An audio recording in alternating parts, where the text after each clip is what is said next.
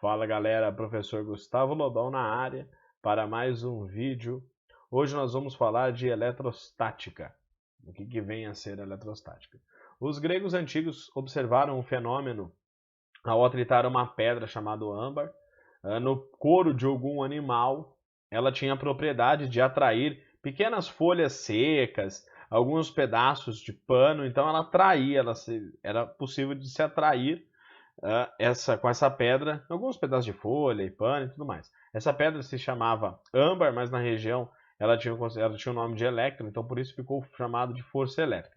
Posteriormente, cientistas e filósofos propuseram uma série de propriedades e estudos acerca da matéria, chegando até a conclusão de que a matéria era constituída de átomos. E esses átomos possuem algumas partículas, os prótons, os elétrons e os nêutrons. Claro que hoje nós sabemos que existem outras partículas subatômicas, mas nós vamos se atentar a essas partículas. Através de experimentos, pode ser observado que os prótons, ao interagir com outros prótons, surgia-se então uma força de repulsão, bem como os elétrons, ao interagirem com outros elétrons também havia presença de uma força de repulsão, de modo que quando se interagia um próton e um elétron, havia então uma força de atração entre eles. Então, essa propriedade física dessas partículas foi chamada de carga elétrica. Então, o próton foi convencionado que ele possuía uma carga elétrica positiva, os elétrons foi constituído convencionalmente que ele possuía uma carga elétrica negativa e os nêutrons não possuíam carga elétrica. Então, a carga do nêutron ela é nula, ela não possui carga elétrica. Em um átomo estável, o número de elétrons é igual ao número de prótons. Então, se nós observarmos aqui, eu tenho um átomo estável, onde eu tenho 3 elétrons na sua eletrosfera e no seu núcleo eu tenho 3 prótons. Tá? As forças que agem entre eles, as forças que unem esses prótons no seu interior é chamado de força nuclear. Tá? E é possível de que que esse átomo ele receba elétrons ou perca elétrons, que está aqui na sua camada, onde nós chamamos aí de eletrosfera. Então, esse átomo aqui, ele pode perder um elétron, ou seja, ficar com falta de elétron, tornando ele com um número maior de prótons do que de elétrons. Então, nós dizemos que esse átomo está carregado positivamente. E nós podemos também ter um átomo a qual ele recebe um maior número de elétrons, então ele recebe elétrons na sua camada na eletrosfera, fazendo com que ele então passe a ter justamente mais elétrons do que prótons, ficando carregado negativamente. Então, nós dizemos que quando esse átomo ele está com o mesmo número de elétrons e o mesmo número de prótons, nós dizemos que ele está eletricamente neutro. Então, note, toda a matéria possui carga. Note que esse átomo ele possui carga elétrica, mas o fato dele estar automaticamente com o mesmo número de elétrons e de prótons, eu digo que ele está eletricamente neutro, tá bom? Agora, quando ele estiver eletrizado, é porque o número de elétrons diferente do número de prótons, eu vou dizer que esse corpo está carregado ou eletrizado. Eletrizado. Agora, se eu tenho um número de elétrons igual ao número de prótons, esse corpo ele está neutro, tá bom? Ele está eletricamente neutro. Então, note, nosso corpo, o material a qual vocês estão estudando, eles estão neutros, pois o mesmo número de cada átomo e o mesmo número de elétrons é o número de prótons. Mas não confundam um corpo neutro com um corpo sem carga. Esses corpos possuem carga, porém o número de elétrons é igual ao número de prótons. Tá bem? Eu vou mostrar agora para vocês um simulador, vou deixar o link na descrição depois desse simulador, para que vocês possam dar uma olhada. O nome desse programa desse simulador é o PhET Colorado. Você encontra na internet, aí você consegue acessar a FET Colorado, mas eu vou deixar o link na descrição. Olha só, aqui eu tenho um balão. Note, esse balão ele está carregado? Não, ele está eletricamente neutro. Por quê? A quantidade de cargas positivas é igual à quantidade de cargas negativas, bem como essa blusa de lã e a parede. Note que quando eu encosto essa bexiga, esse balão na parede, nada acontece, as cargas não se movem. Agora, o efeito que acontecia com o âmbar, que foi estudado, era justamente que ao atritar a pedra de âmbar no couro de um animal ou no novelo de lã, ela, ao ser atritada, ela passava a interagir com outros materiais, com folhas secas ou com o pano. Então note, esse balão, quando eu atritei esse balão com a blusa de lã, note que ele retirou as cargas negativas da minha blusa de lã. Então, se vocês observarem, ao retirar essas cargas negativas, a blusa de lã passou a ficar eletrizada positivamente e o balão negativamente. Eu tenho muito mais cargas negativas no balão do que na blusa. Se eu soltar o balão ele é atritado, ele é atraído pela blusa que está carregada positivamente. Então, olha só, ao soltar o balão, ele é atraído pela blusa. Esse processo de eletrização é chamado de eletrização, nesse caso por atrito, mas existem outros processos de eletrização. Ele pode ser uma eletrização por contato ou uma eletrização por indução. Note que ao aproximar essa bexiga que está carregada negativamente com a parede que está neutra, note que o excesso de cargas negativas da bexiga causa uma repulsão nas cargas positivas da minha parede, tá bom? Esse então é o princípio de atração e repulsão. Note que quando eu tenho cargas positivas aqui na minha blusa, ela atrai a bexiga. Então, cargas positivas atraem cargas negativas. Ou vice-versa, ou seja, cargas opostas, cargas de sinais opostos, geram uma atração e cargas de sinais iguais geram repulsão. Então, note que o excesso de cargas negativas aqui na minha bexiga está causando justamente repulsão nas cargas negativas da minha parede. Então, esse é um processo que nós chamamos de processo de atração e repulsão, o princípio de atração e repulsão. Como que se dá esse princípio de atração e repulsão? Esse princípio de atração e repulsão ele se dá da seguinte maneira: corpos de mesma carga, eles se atraem. E corpos de cargas diferentes, eles se repelem. Então, cargas elétricas de mesmo sinal, então nós podemos dizer que cargas de mesmo sinal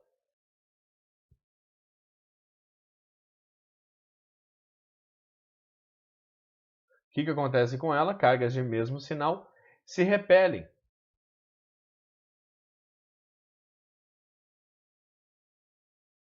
Da mesma sorte que cargas de sinais opostos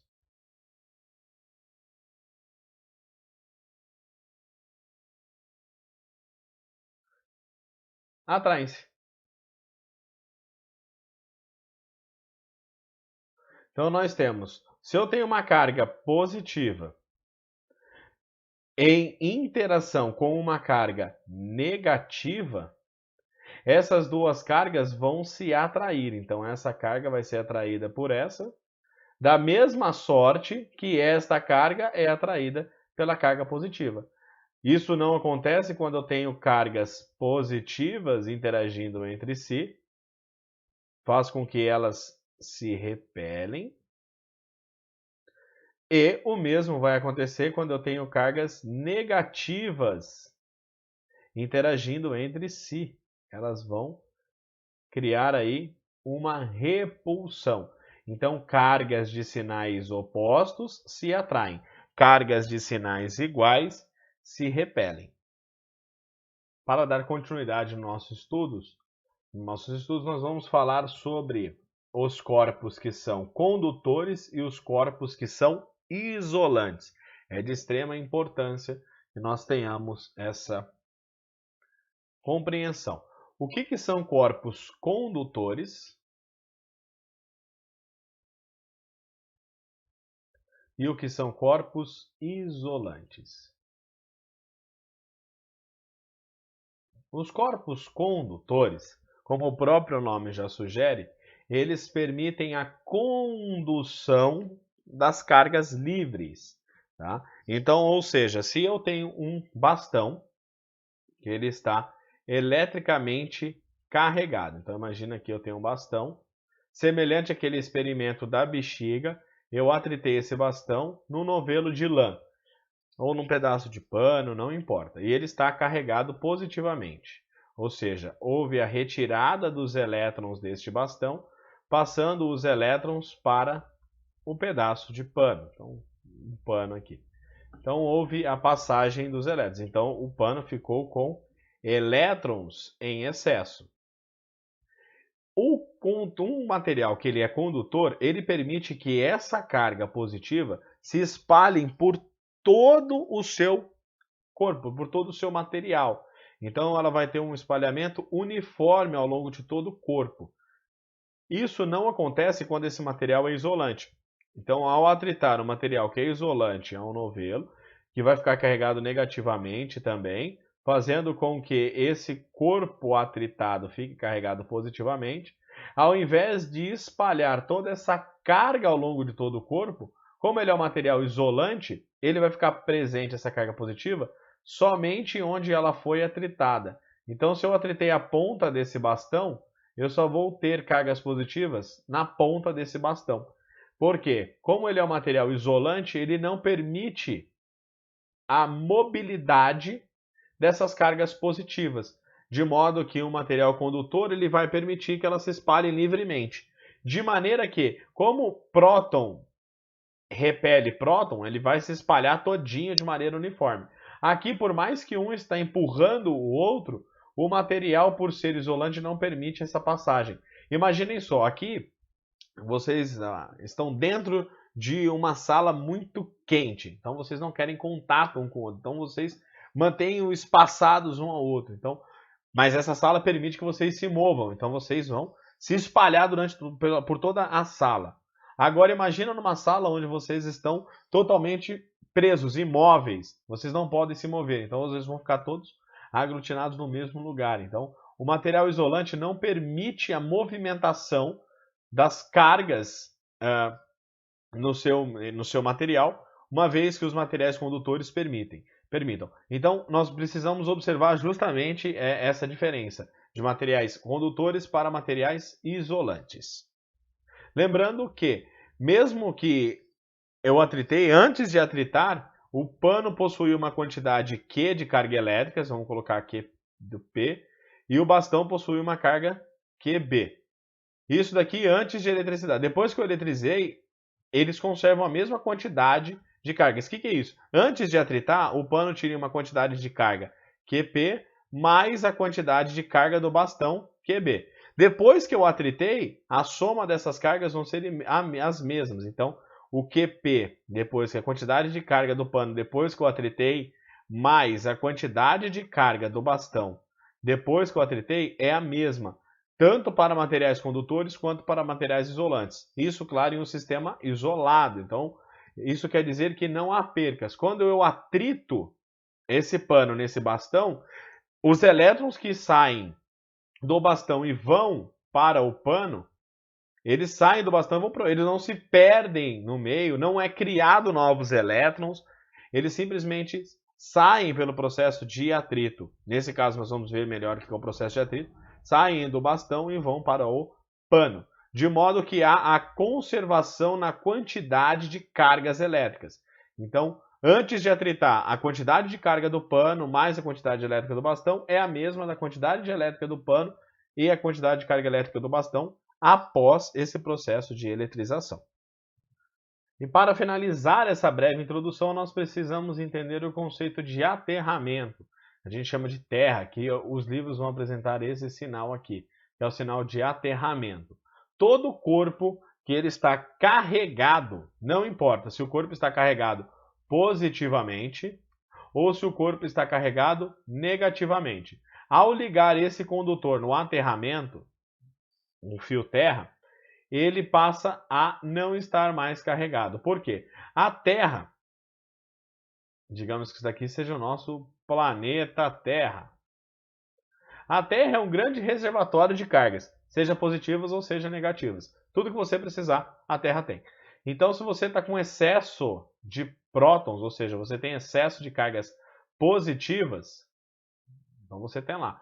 O material, obviamente, o material tem que ser condutor, porque se o material for isolante, não importa eu ligar o aterramento, ele não vai permitir a mobilidade dessas cargas. Então, aqui eu tenho dois materiais que são condutores. Então, eu estou aqui nesse meio. Ao ligar esse corpo que está carregado positivamente na Terra, no aterramento, automaticamente esse corpo precisa do quê? Ele precisa de elétrons, justamente para ficar neutro. Lembre-se, no universo tudo busca o equilíbrio. Então, para ficar em equilíbrio, ele precisa de elétrons. Ao ligar o aterramento, eu tenho elétrons saindo da Terra e indo para esse corpo, de maneira que ele vai se anulando. Cada próton vai encontrando um parzinho elétron e vai se anulando, fazendo com que esse corpo fique carregado, fazendo com que esse corpo fique neutro. Possui cargas? Possui, mas ele está neutro, eletricamente neutro. Já esse outro corpo, ele está carregado negativamente. Então, ao ligar no aterramento, eu tenho excesso de cargas elétricas. Então, ao ligar no aterramento, esse excesso de cargas elétricas se movem para o aterramento. E aí eu vou fazendo com que eles vão sumindo. Então, eles vão todos caminhando aí para o aterramento, fazendo com que esse corpo não tenha mais elétrons em excesso. Ele fica, então, de maneira neutra.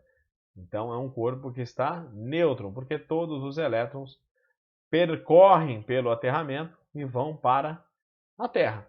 Então, esse daí é o processo de aterramento. Então, todo corpo que está carregado, ao ser ligado no aterramento, ele fica neutro. Agora nós vamos falar sobre os tipos de eletrização. O primeiro tipo de eletrização, que é aquele que nós vimos com a bexiga, é a eletrização por atrito.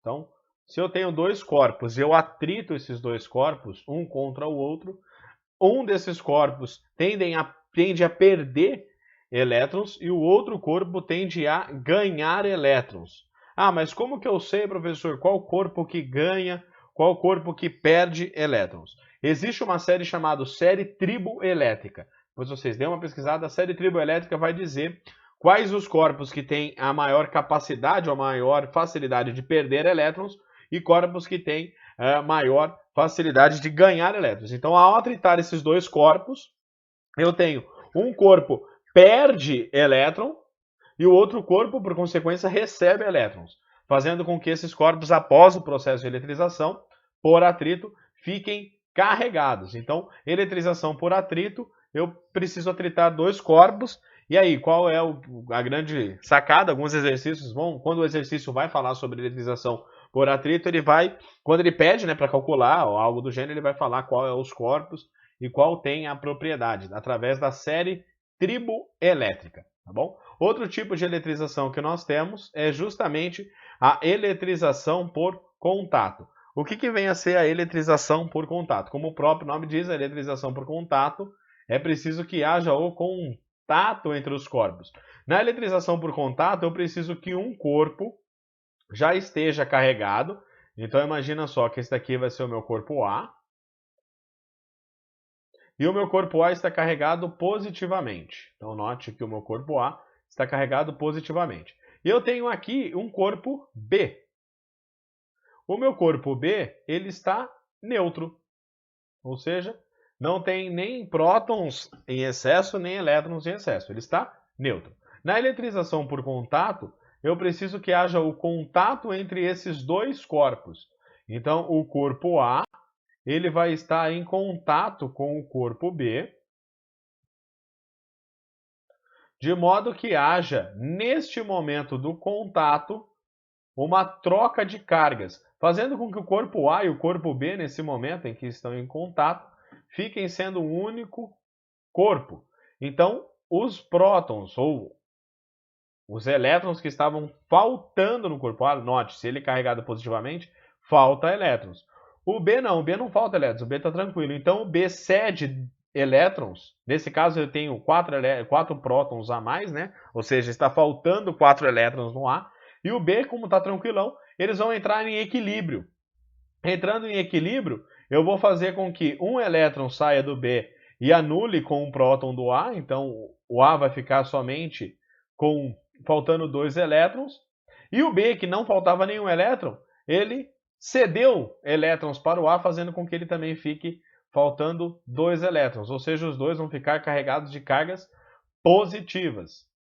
Então, no terceiro instante, é onde eu posso separar esses dois corpos, o corpo A e o corpo B, posso separá-los. Eu vou ter que ambos os corpos ficarão carregados com cargas de mesmo sinal.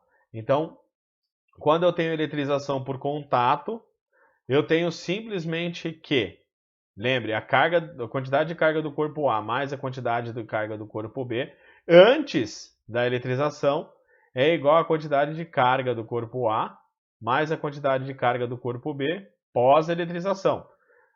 Outro caso, outra característica, ambos ficam carregados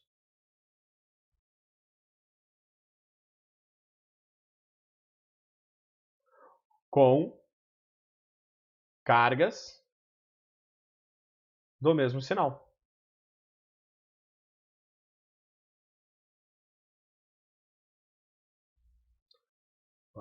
Se há a transferência de carga entre esses corpos precisam ser condutores. Então, a neutralização por contato, eu preciso que esses corpos sejam condutores, tá bom? Se esses corpos se o corpo B, por exemplo, fosse um corpo isolante, ele não iria permitir a passagem desses elétrons, tudo bem? Então, eu preciso aí de corpos condutores. Perfeito. No atrito, só para a gente colocar um adendo aqui, após a eletrização, no atrito, após a eletrização,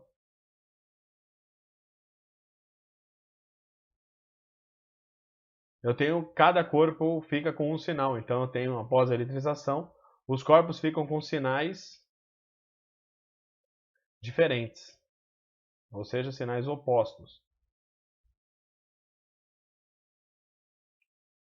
Tá bom? Isso daqui é uma característica da eletrização por atrito. E por fim, não menos importante, nós temos a eletrização por indução. Na eletrização por indução, eu tenho um corpo que está inicialmente neutro.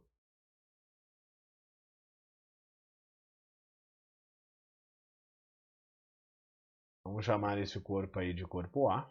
Ele está inicialmente neutro. E eu preciso aproximar dele, não vou encostar, mas eu vou aproximar dele um corpo que está carregado. Então eu vou aproximar desse corpo A um corpo que está carregado. Vou chamar esse corpo carregado de corpo B. E esse corpo B ele está carregado positivamente.